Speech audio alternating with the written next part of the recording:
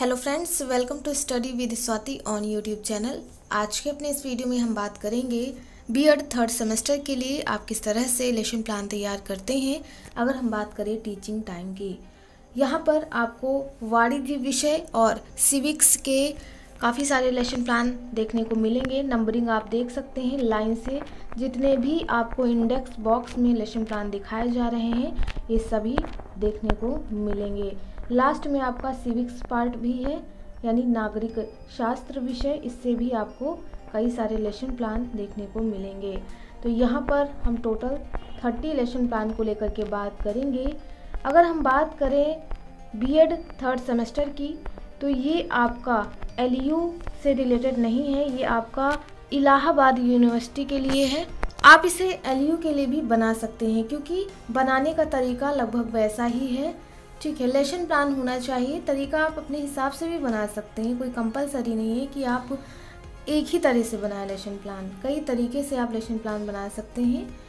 और यहाँ पर हम लेसन प्लान की बात करें तो लेसन प्लान नंबर 1 और 2 को लेकर के बात कर चुके हैं। इसके लिए आप हमारे चैनल की प्लेलिस्ट को ज़रूर चेक करें, वहाँ पर आपको सभी सब्जेक्ट के लेसन प्लान देखने को मिलेंगे। Hindi, English, home science, science, biology और आपका एसएसटी हो गया, संस्कृत हो गया, इन सभी के जो विषय हैं, जो लेसन प्लान है, ये सभी अवेलेबल हैं। लगभग 20 लेसन प्लान देखने को मिलेंगे।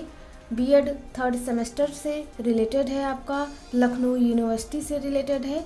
तो आप हमारे चैनल की प्लेलिस्ट को ज़रूर विज़िट करें। चलिए हम अपने लेसन प्लान की तरफ बढ़ते हैं, जो कि है नंबर 3 का दोहरा लेखा प्रणाली। ये वाणिज्य विषय से संबंधित है।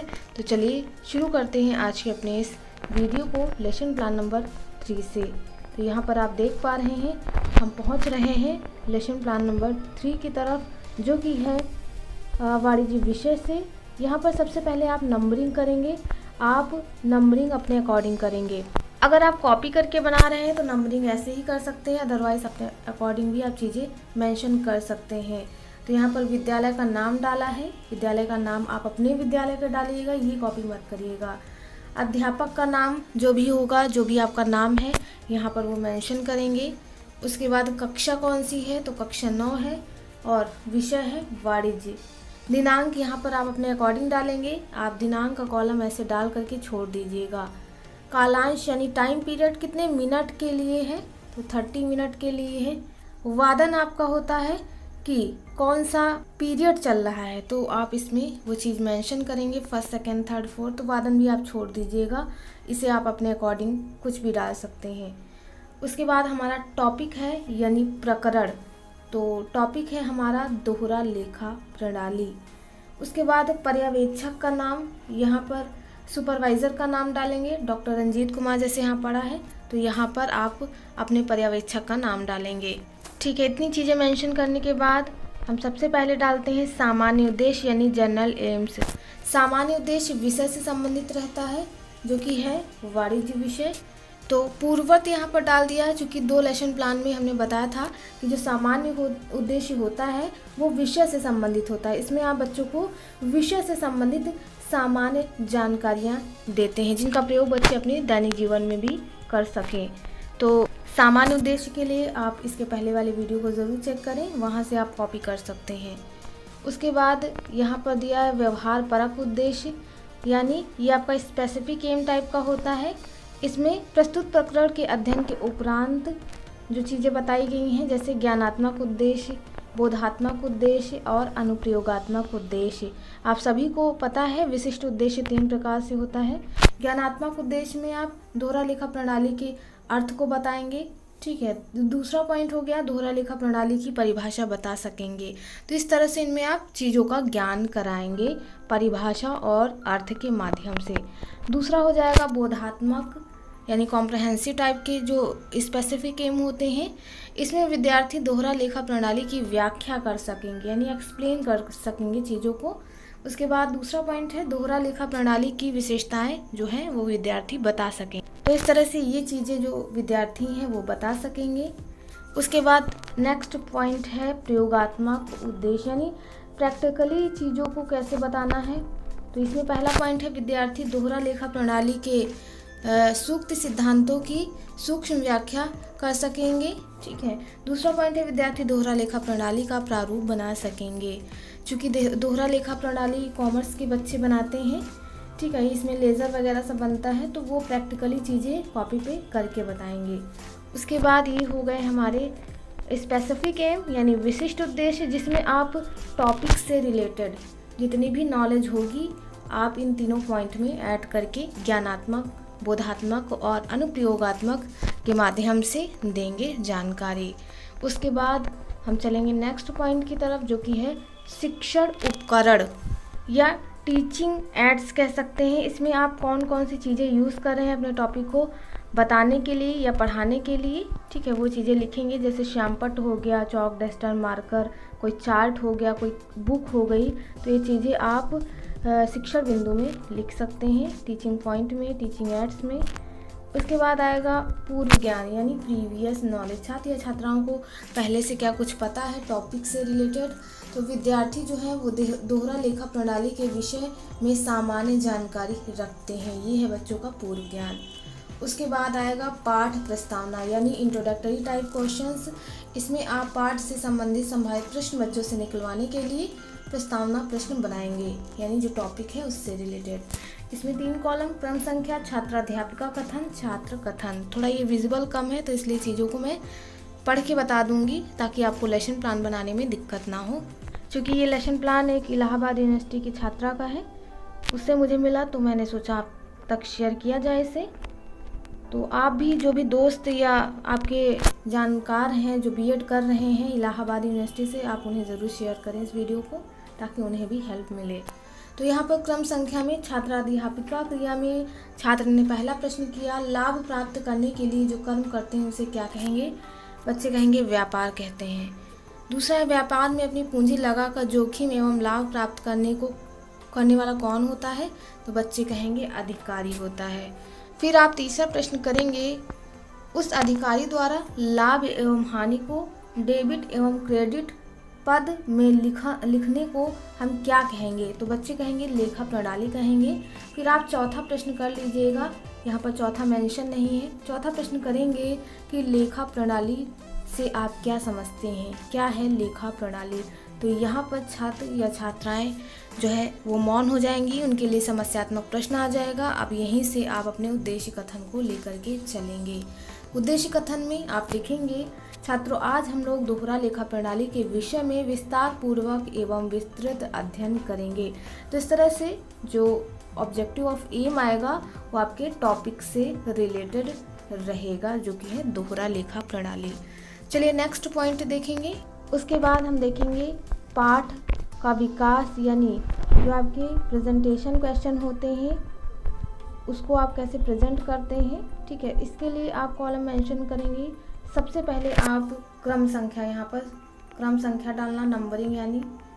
उसके बाद आप शिक्षण बिंदु भी डाल सकते हैं, यानी टीचिंग पॉइंट, ये कौन सा पॉइंट आप लेकर के चीज़ों को बता रहे हैं। उसके बाद छात्राध्यापिका क्रिया, टीचर्स यानी एक्टिविटी, स्टूडेंट अनुक्रिया यानी स्टूडेंट रिस्पॉन्स हो जाएगा। प्रयुक्त शिक्षण विधि, कौन सी विधि यूज़ हो रही है? प्रयुक्त शिक्षण सामग्री, जैसे ब्लैक बोर्ड हो गया, बुक हो गई, ये प्रयुक्त शिक्षण सामग्री हो जाएगी। लास्ट में श्यामपट्ट कार्य आ जाएगा। ठीक है, तो इस तरह से चीज़ें आप मेंशन कर लीजिएगा। जो छूटी हैं मैंने बता दी हैं, आप उसी अकॉर्डिंग चीज़ें मेंशन करेंगे। तो सबसे पहले आप टीचिंग पॉइंट यहाँ पर ज़रूर डाल लेना, दोहरा लेखा प्रणाली, अर्थ लिख लेना। ठीक है, दोहरा लेखा प्रणाली का अर्थ, आप ऐसी चीज़ें यहाँ पर टीचिंग पॉइंट ऊपर शिक्षण बिंदु में डाल करके लिखेंगे नंबर 1 से। और उसके बाद छात्राध्यापिका क्रिया में जो शिक्षक कथन है उसमें शिक्षक इस चीज़ को एक्सप्लेन देखिए कर रहे हैं कि क्या है दोहरा लेखा प्रणाली। ठीक है, ये लाइन से पूरी उसकी मीनिंग चीज़ें एक्सप्लेन की गई हैं। आप इन्हें वीडियो पॉज करके लिख सकते हैं। तो ये रहा पूरा टीचिंग पॉइंट जो कि है दोहरा लेखा प्रणाली पर शिक्षक के कथन में। जब छात्राध्यापिका या छात्राध्यापक इस चीज़ को बता रहे होंगे तब छात्र अनुक्रिया में छात्र इस चीज़ को ध्यानपूर्वक सुनेंगे।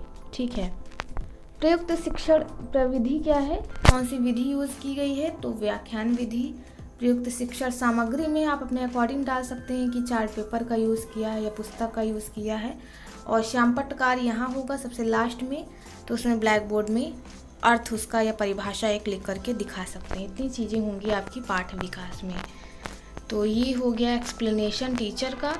उसके बाद शिक्षक प्रश्न भी करेगा, ठीक है, जो भी उसने पॉइंट बताया है उस पर, कि लाभ प्राप्त करने वाले पक्ष को क्या कहते हैं। उत्तर में छात्राध्यापिका के बताने के बाद छात्रा जो है, छात्र या छात्राएं वो उत्तर देंगे कि डेबिट करना कहलाएगा। यहाँ पर क्योंकि शिक्षण प्रविधि हुई है प्रश्नोत्तर, यहाँ पर प्रश्न पूछा गया तो ये चीज़ें मेंशन करेंगे। चलिए नेक्स्ट पेज पे चलेंगे। नेक्स्ट पेज पे फिर वही सारी चीज़ें, फिर से दूसरा प्रश्न छात्राध्यापिका कर रही हैं। लाभ प्राप्त करने वाले पक्ष को क्या कहते हैं, तो वो होगा क्रेडिट। यहाँ छात्र अनुक्रिया में होगा। प्रयुक्त प्रविधि प्रश्नोत्तर प्रविधि। सामग्री कुछ भी नहीं लिखी है, आप चाहें तो लिख सकते हैं चार्ट पेपर या पुस्तक, अदरवाइज ऐसे ही छोड़ सकते हैं। यहाँ पर दिया है निर्माणात्मक मूल्यांकन, तो प्रकरण से संबंधित प्रश्न पूछे जा रहे हैं। ये चीज़ें लिखी हैं, आप यहाँ पर ब्लैक बोर्ड मेंशन कर सकते हैं, अदरवाइज आप उसे भी छोड़ सकते हैं यहाँ पर साइड में, क्योंकि मैंने बताया था अभी। उसके बाद शिक्षक कथन में फिर से दूसरा पॉइंट लिया गया है, दोहरा लेखा प्रणाली की विशेषताएं। आप शिक्षण बिंदु में दूसरा पॉइंट डालेंगे, दोहरा लेखा प्रणाली की विशेषताएं। विशेषताएं में आप एक्सप्लेन करेंगे फिर से चीज़ों को, और छात्राध्यापिका जब एक्सप्लेन करेंगे तो छात्र जो है इस चीज़ को ध्यानपूर्वक सुनेंगे। शिक्षण प्रयुक्त प्रविधि हो जाएगी व्याख्यान विधि, ठीक है। तो आप विशेषताएं देख लीजिए, इसमें कई सारी विशेषताएं दी हैं। पहला है प्रत्येक सौदों के दोनों रूपों का लेखा होता है। दूसरा पॉइंट इसमें दिया है प्रणाली न्यायपूर्ण होती है। तीसरा है लेखा कुछ नियमों के आधार पर होता है। चौथा है यह प्रणाली किसी निश्चित उद्देश्य की पूर्ति के लिए अपनाई जाती है। तो इस तरह से ये आप चीज़ें लिखेंगे। उद्देश्य क्या है, व्यवसाय की उपार्जन शक्ति ज्ञात करना, वित्तीय स्थिति का ज्ञान प्राप्त करना, आयकर अधिकारी की सहायता प्राप्त करना। तो इतनी सारी चीज़ें आ जाएंगी उद्देश्य में। इससे पहले विशेषताएं हैं। तो तीसरा टीचिंग पॉइंट भी आप डाल सकते हैं, दोहरा लेखा प्रणाली के उद्देश्य। उसके बाद आएगा शिक्षक प्रश्न, जो कि हर एक टीचिंग पॉइंट पर होता है कि दोहरा लेखा प्रणाली की एक विशेषता बताइए। बच्चों ने बताया प्रणाली न्यायपूर्ण होती है। फिर दूसरा प्रश्न, दोहरा लेखा प्रणाली का क्या एक उद्देश्य है वो बताइए। तो बच्चों ने बताया वित्तीय स्थिति का ज्ञान कराना। यहाँ पर चूंकि प्रश्नोत्तर चल रहा है, शिक्षक प्रश्न पूछ रहा है, छात्र या छात्राएं उसका उत्तर दे रहे हैं, इसलिए यहाँ पर प्रश्नोत्तर विधि हो जाएगी। और मूल्यांकन यानी निर्माणात्मक मूल्यांकन में जस्ट इसी के नीचे था प्रकरण से संबंधित प्रश्न पूछे गए हैं, तो वो लिखा गया है। उसके बाद यहाँ पर फिर से वही चीज़ें, शिक्षक कथन सिद्धांत बताए गए हैं, ठीक है। तीसरा पॉइंट या चौथा पॉइंट आप डाल सकते हैं अपने अकॉर्डिंग टीचिंग पॉइंट में। शिक्षण बिंदु में फिर से सिद्धांत बताए गए हैं कि दोहरा लेखा प्रणाली के क्या सिद्धांत है, ये आप टीचिंग पॉइंट में डालेंगे। शिक्षक कथन सिद्धांत बताएगा। छात्र अनुक्रिया में छात्र इस चीज़ को फिर से ध्यानपूर्वक सुनेंगे। यहाँ पर व्याख्यान प्रविधि यूज होगी, ठीक है। और निर्माणात्मक मूल्यांकन में पाठ से संबंधित जो चीज़ें हैं वो एक्सप्लेन की जा रही हैं, ये चीज़ें आप लिखेंगे निर्माणात्मक मूल्यांकन में। शिक्षण सामग्री मैंने बताई कुछ भी यूज़ कर सकते हैं। तो ये पॉइंट आप देख लीजिए वीडियो पॉज करके, क्योंकि पढ़ेंगे तो टाइम ज़्यादा लग जाएगा। फिर वही चीज़ें, शिक्षक प्रश्न आ जाएगा, दो तरीके से शिक्षक प्रश्न कर लेगा। जो भी उसने शिक्षण बिंदु लिया है बच्चे उत्तर बता देंगे। फिर से प्रश्नोत्तर विधि चलेगी और निर्माणात्मक मूल्यांकन में प्रकरण से संबंधित प्रश्न पूछा गया ऐसा लिखेंगे। चलिए ये हो गए हमारे टीचिंग पॉइंट, जो कि मैंने लाइन से सारे बताए हैं, कन्फ्यूज़न वाली कोई दिक्कत नहीं है। चलिए हम नेक्स्ट देख लेते हैं, इसको हम थोड़ा छोटा करके देख लेंगे, ठीक है। तो इस तरह से आप कॉपी पे बनाते जाएंगे। नेक्स्ट आ जाएगा हमारा सारांशीकरण। सारांशीकरण में आप इसको पूरा एक्सप्लेन कर देंगे, ठीक है। यहाँ पर दिया दोहरा लेखा प्रणाली दोहरे प्रभाव को उल्लेखित करने की विधि है। ये पूरा सारांशीकरण होगा दोहरा लेखा प्रणाली के संदर्भ में। तो आप इस चीज़ को पढ़ लीजिएगा वीडियो पॉज करके। जो चीज़ें ना समझ में आए आप इसे गूगल पर भी सर्च कर सकते हैं, दोहरा लेखा प्रणाली को, उनसे वहाँ से भी आपको चीज़ें काफ़ी सारी मिल जाएंगी, वो लिखेंगे आप सारांशीकरण में। उसके बाद आएगा पुनर्वीक्षण प्रश्न, यानी जो भी फिर से सुपरविज़न कर रहा होगा वो प्रश्न करेगा। दोहरा लेखा प्रणाली से आप क्या समझते हैं? प्रत्येक सौदों के दोनों रूपों के नाम बताइए। तीसरा है दोहरा लेखा प्रणाली की 2 विशेषताएं। चौथा है दोहरा लेखा प्रणाली के प्रमुख सिद्धांत। पांचवा है दोहरा लेखा प्रणाली के 2 गुण बताइए। तो ये हो जाएगा पुनर्वीक्षण प्रश्न, या कॉम्प्रहेंसिव टाइप के क्वेश्चन भी आप इन्हें कह सकते हैं। लास्ट में आएगा दत्त कार्य, जो कि असाइनमेंट वर्क भी होता है और गृह कार्य की तरह भी होता है। इसमें आप लिखेंगे दोहरा लेखा प्रणाली के प्रमुख सिद्धांत लिखकर लाएंगे। दूसरा है विद्यार्थी दोहरा लेखा प्रणाली का अर्थ एवं विशेषताएं लिखकर आएंगे। तो इस तरह से आप असाइनमेंट वर्क या गृह कार्य होमवर्क भी दे सकते हैं लास्ट में। तो इस तरह से आज के इस वीडियो में हमारा लेसन प्लान कंप्लीट हो गया है। इसकी नेक्स्ट वीडियो की बात करें तो हम बात करेंगे पाठ्य योजना संख्या 4 को लेकर के, जो कि आपका विषय वाणिज्य से रहेगा और टॉपिक रहेगा बही खाता या पुस्तक पालन। तो इसे हम नेक्स्ट वीडियो में कवर करेंगे। तो उम्मीद और आशा है आप सभी को हमारा यह वीडियो पसंद आया हो। अगर आपको हमारा यह वीडियो पसंद आया है तो प्लीज़ हमारे चैनल स्टडी विद स्वाति को सब्सक्राइब करना ना भूलें। वीडियो का नोटिफिकेशन पाने के लिए बेल आइकन जरूर प्रेस करें, ताकि मैं जो भी वीडियो अपलोड करूं उसका नोटिफिकेशन आपको मिल जाया करे। साथ ही वीडियो को लाइक करना, शेयर करना और कमेंट करना ना भूलें। कमेंट के माध्यम से आप अपने प्रश्न पूछ सकते हैं, सुझाव दे सकते हैं।